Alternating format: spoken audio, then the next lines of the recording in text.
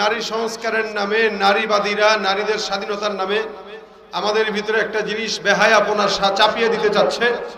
আমরা যদি আবারও জুলাই বিপ্লবের মতো আওয়াজ তুলি, ইনশাআল্লাহ তাসলিমা যেভাবে পালিয়েছে তার মুরিদরাও সেভাবে পালাবে। আমার আল্লাহ পাক রব্বুল আলামিন বলেন, লাকাদ নাসারাকুমুল্লাহু বিবাদরিন ওয়া আনতুম আদিল্লাহ। বদরের যুদ্ধে তোমরা সাহাবা আজমাইন যুদ্ধে লাভ করা, জয় লাভ করার কোনো ফিকির ছিল না, সুযোগ ছিল না, কিন্তু আমি আল্লাহ পাক রব্বুল আলামিন পয়গম্বরের দোয়ার বরকতে তোমাদেরকে সাহায্য করলাম। আল্লাহর নবী সিজদায় পড়েছিল, আর আমি আল্লাহ সিজদার পড়ে থাকার বদৌলতে বদরের যুদ্ধের সাহাবা আজমাইনদেরকে আসমানের ফেরেশতার মাধ্যমে সাহায্য করলাম। আয়াতে কারিমা তেলাওয়াত করবেন, সিজদার আয়াত, নগদে সিজদায় চলে যাবেন। রাসূল সাল্লাল্লাহু আলাইহি ওয়াসাল্লাম বর্ণনা করে, কোন মানুষ যখন সিজদার মধ্যে ঢুকবে, আল্লাহর বান্দারা সিজদার মধ্যে যখন চলে যায়, সিজদার আয়াত তেলাওয়াত করার পর বান্দারা যখন সিজদায় যায়, শয়তান পিছন দিকে পালায় যায়। শয়তান পিছন দিকে পালায় আর বলে, আহারে আমার মতো একজন নামি দামি ফেরেশতা শুধুমাত্র সিজদা দেওয়া সিজদা না দেওয়ার কারণে আল্লাহ পাক আমাকে শয়তান বানাইছেন, ইবলিস বানাইছেন, আর এই সমস্ত সাধারণ বান্দারা সিজদা দেওয়ার কারণে দুনিয়ার মধ্যে সবচাইতে দামি বানিয়ে দিয়েছেন আল্লাহ। শয়তান পিছন দিকে ফিরে যায় আর এই কথা বলে। কোন বান্দা যখন আয়াতুল সিজদার আয়াত তেলাওয়াত করার পরে সিজদা দেয়, তখন শয়তান পিছন দিকে ফিরে যায় আর বলে, আরে আমি সিজদা না দেওয়ার কারণে লাঞ্ছিত হয়েছি, আর এরা সিজদা দেওয়ার কারণে আল্লাহর কাছে দামি হয়েছে। সিজদা কত বড় দামি জিনিস ভাইরা আমার। আল্লাহ পাক রব্বুল আলামিনের পয়গম্বরের একজন সাহাবী ছিলেন, নাম হলো আবু মুআল্লাক, আনসারী সাহাবী। উনি ব্যবসা করতেন। আরবের জামানায় ব্যবসায়ী মানুষ যখন কোন জায়গায় যেত ব্যবসার জন্য, আগের থেকে ঘোষণা দেওয়া হয়ে যেত, অমুক এলাকা থেকে অমুক এলাকায় ব্যবসার কাফেলা যাবে, কারা থাকবা নাম লেখায় দাও, আমরা অমুক সময় অমুক টাইমে অমুক তারিখে ব্যবসার জন্য সিরিয়া রওনা দিব।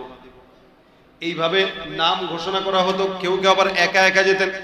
আপনারা হাজীগঞ্জে যারা ব্যবসা করেন, কেউ ঢাকার থেকে মাল কেনার জন্য গ্রুপ নিয়ে যান, কেউ আবার একা একা মাল কিনে নিয়ে আসেন। আবু মুআল্লাক একজন আনসারী সাহাবী, উনি ব্যবসার মাল বেচার জন্য অথবা কেনার জন্য রওনা হয়ে গেছেন, একা একা, কেউ নাই সাথে। যেতে যেতে মরুভূমির মাঝখানে, হাদিসের ঘটনা শোনাইতেছি, মরুভূমির মাঝখানে আবু মুআল্লাক রাদিয়াল্লাহু তাআলা আনহু একটু তাবু গাড়লেন বিশ্রাম নেওয়ার জন্য। বিশ্রাম নেওয়ার জন্য যখন তাবুটা গাড়লেন, আশেপাশে কেউ নাই, শুধু মরুভূমির বিশাল মাঝখানে উনি একা। উনি যে ওই জায়গায় একা বসা, এই জায়গায় আশেপাশে কেউ নাই। উনি খাদ্য গ্রহণ করলেন, ওযু করলেন, নামাজ আদায় করলেন, এরপরে একটু শুইলেন। ঘুম চলে আসলো। আল্লাহর বান্দা হঠাৎ করে জেগে গেলেন। তাকায় দেখে চতুর্দিক থেকে ডাকাত সর্দার তাকে ঘেরাও করে দিয়েছে। আবু মুআল্লাক ভয় পেয়ে গেছে, এই কারা আপনারা? আমরা ডাকাত সর্দার, আমি আরবের ডাকাত। খুব শুনেন, এই ডাকাত এখনো আছে। আপনাদের এই হাজীগঞ্জ থেকে এক সময় ওই কচুয়ার এই রোডে আমরা ঢুকতে গেলে 14 বার চিন্তা করতাম যে ঢুকবো কি ঢুকবো না। এখন তো আলহামদুলিল্লাহ এখনো আছে, নতুন করে আসছে। ওই যে হাত বদল হয়েছে, চোর বদল হয় নাই। কথা কয় না, হাত বদল হয়েছে, চোর বদল হয় নাই। হাত বদল হয়েছে, চাঁদাবাজ বদল হয় নাই।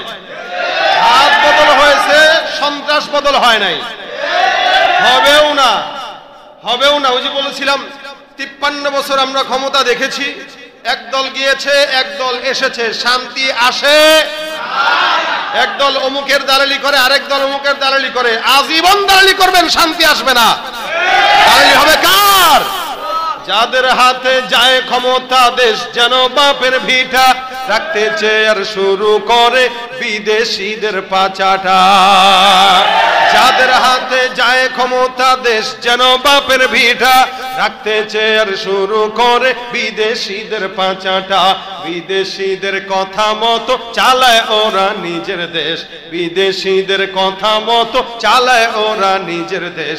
দেখতে দেখতে গোল্লায় গেল আমার সোনার বাংলাদেশ। ঠিক না? একে একে শেষ করেছি, সবার দেখা হইল শেষ। দেখতে দেখতে গোল্লায় গেল আমার সোনার বাংলাদেশ। কেউ দিল না সবাই নিল, আমরা যে কলুর বলদ, সারা বছর নেয় না খবর, নির্বাচনে খুব দরদ।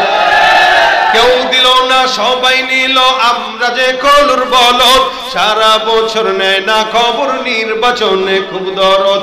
নির্বাচনের আগে নেতা ধরে কত রকম বেশ, নির্বাচনের আগে নেতায় ধরে কত রকম বেশ, দেখতে দেখতে গোল্লায় গেল আমার সোনার বাংলাদেশ। ঠিক কিনা?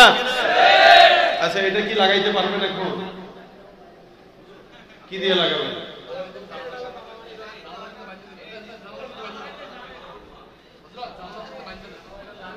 এদিক দিয়ে তো পুরো যাবে।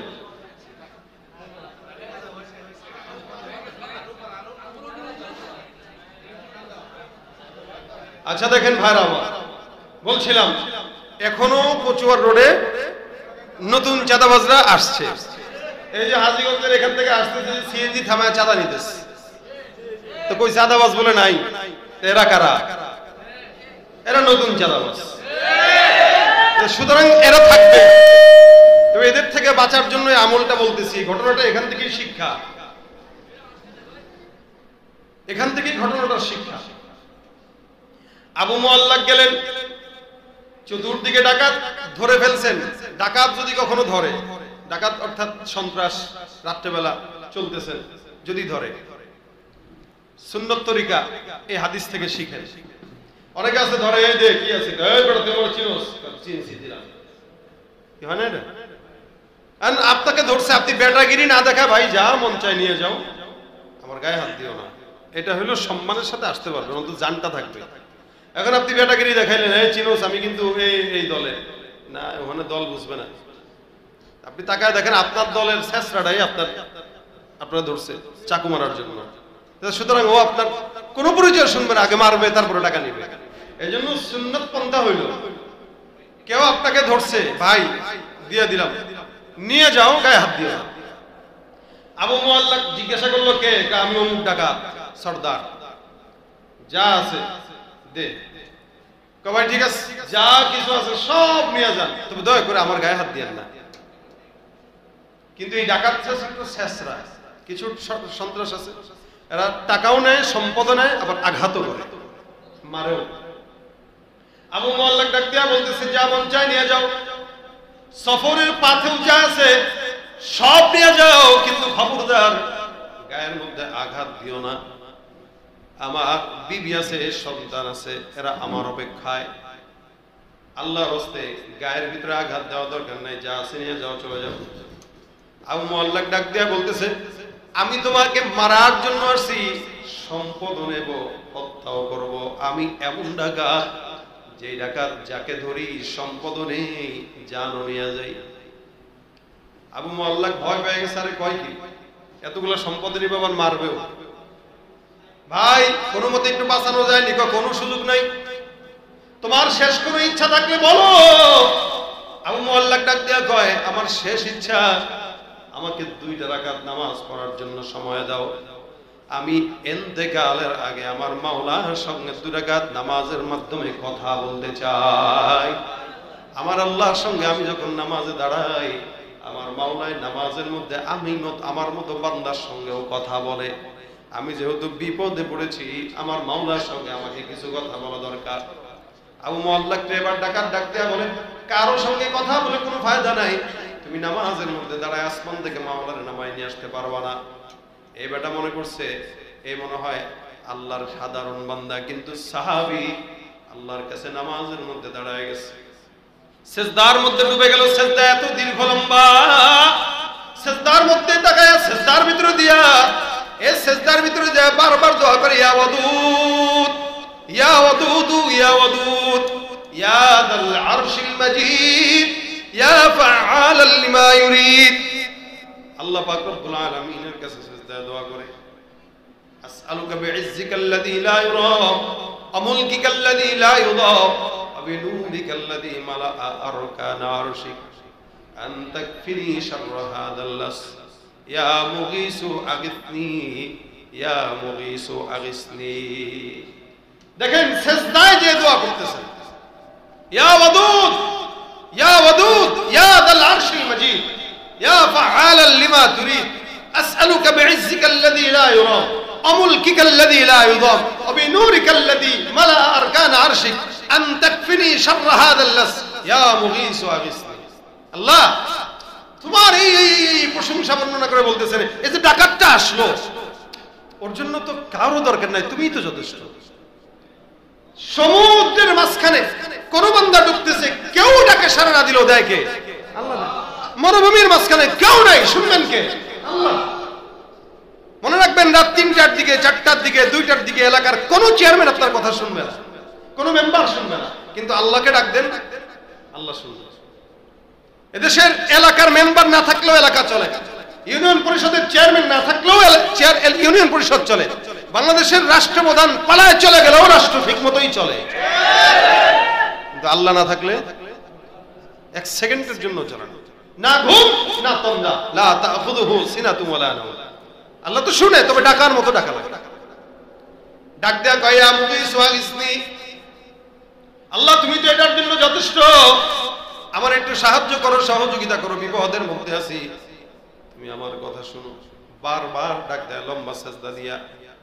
ডাকাত পাশ থেকে কয়, কিরে বেটা ডরাইছস নাকি, তাড়াতাড়ি উঠোস না কেন, ওঠ। কিন্তু এই বেচারা সেজদার ভিতরে বারবার এই দোয়াটাই পড়ে। হঠাৎ করে সেজদার ভিতরে, সেজদারত অবস্থায় আওয়াজ কানের ভিতরে আসলো, কোন একটা জায়গা থেকে ঘোড়ার পায়ের শব্দ দিয়ে কেউ জানি সামনের দিকে আগায় আসতেছে। বেচারা একটু পরে তাকায় দেখে, বুঝলো ঘোড়া যেন তার পাশে এসে থামলো। একটু ধস্তাধস্তির আওয়াজ। আল্লাহর বান্দারা কেউ মনে হয় বলতেছে, ভাই তুমি মাথাটা সেজদা থেকে উঠাও। আবু মুআল্লা সেজদা থেকে মাথা উঠায়, আর তাকায় দেখে সুন্দর সুদর্শন একজন যুবক আবু মুআল্লাকের পাশে দাঁড়ায় আছে, আর তার পাশেই ওই যে ডাকাত সর্দার, তার কল্লাটা জমিনের মধ্যে ছিন্ন হয়ে পড়ে আছে। সুবহানাল্লাহ। আরে এটা কি জিনিস? আজিব তাকায় আছে, এ কি? কে ভাই আপনি? এর হাল এরকম কেমন হইল? এর হাল কিরকম, কেন এরকম হইল, কিভাবে হইল? এবার এই ডাক্তার বলতেছ, ভাই আমি দুনিয়ার কোন বান্দা না, আমি চতুর্থ আসমান থেকে আল্লাহ পাকের তরফ থেকে প্রেরিত ফেরেশতা। কে এটা? ফেরেশতা। কেমনে আসলেন? বলে আল্লাহ পাক রব্বুল আলামিন তোমার জন্য আমাকে আসমান থেকে প্রেরণ করেছেন। তুমি যখন সেজদার মধ্যে ডুবে ডুবে বারবার দোয়া করো, আমার আল্লাহ কয় জমিনের এক বান্দা বিপদের মধ্যে আছে, কে আছো? ওই বান্দারে সাহায্য করো।